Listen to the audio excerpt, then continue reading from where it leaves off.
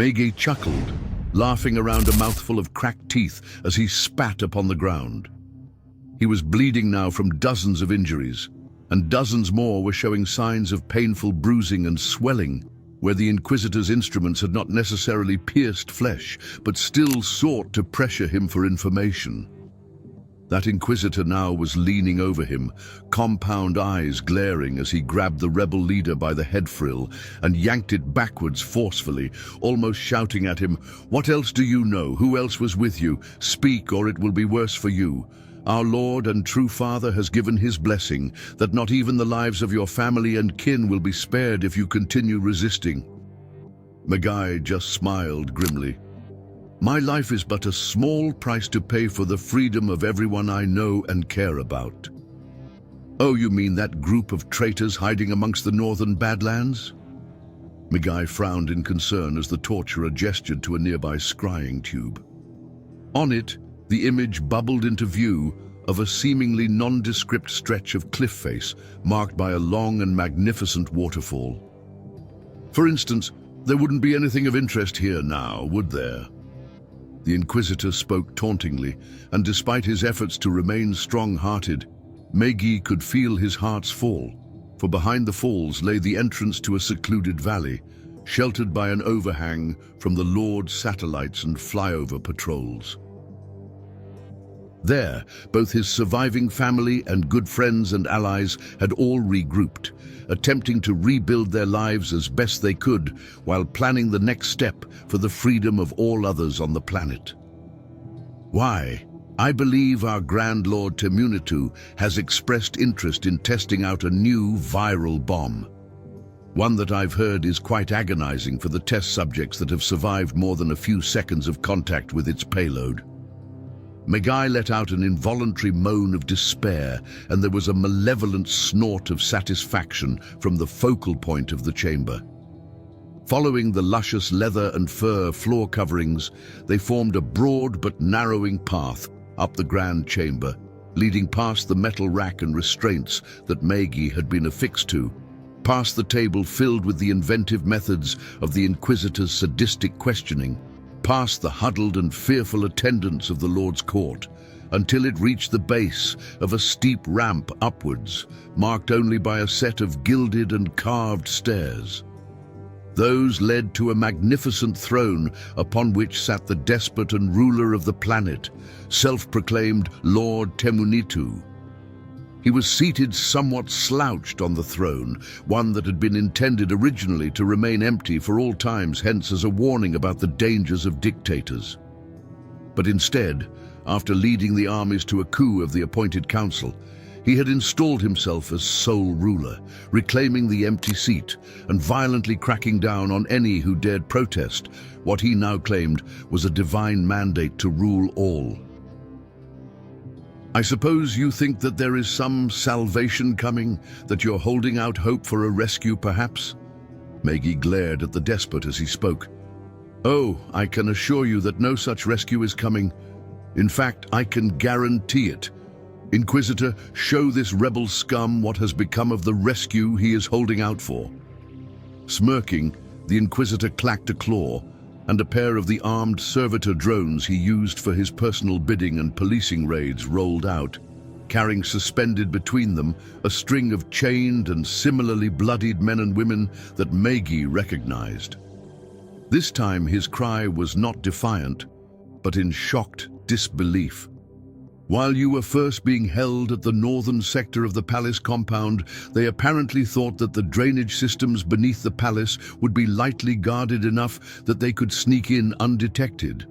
Unfortunate for them, that assumption was not accurate." The captured prisoners groaned as the robots yanked on the chains, dropping them all to their knees.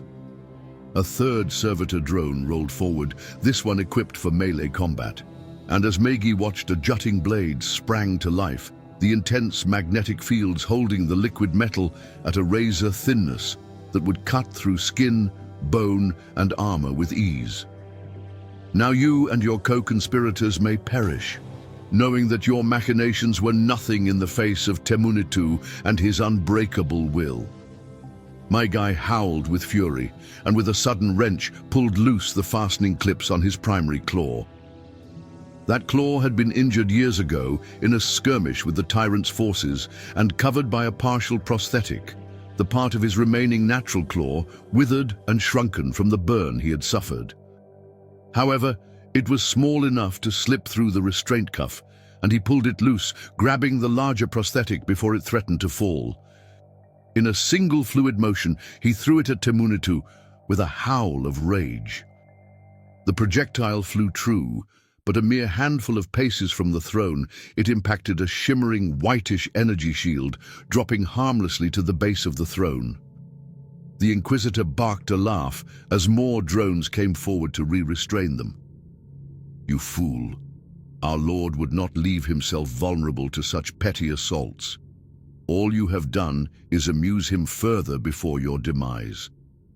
Indeed, the ugly laugh of the tyrannical dictator echoed through the grand hall and was only interrupted by the chime of an alert of one of the attendants who had been watching the impending execution silently. The Inquisitor snapped, "What is it?" "Apologies, sir, but our long-range scans picked up something breaking through the near-system perimeter." "So? What is it?" "That's just it, sir. They're not sure.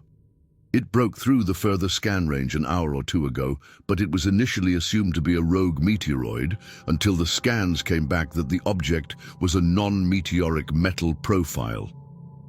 "What of it?" "We lost contact earlier, but we just relocated its trajectory at approximately 500 miles above atmosphere." The communicator chimed again. "Apologies, but it appears we've lost track of..." There was a shrieking howl, accompanying the sound of a bomb going off, as abruptly the throne disappeared into a crashing fireball of splintered wood, metal, and electronics.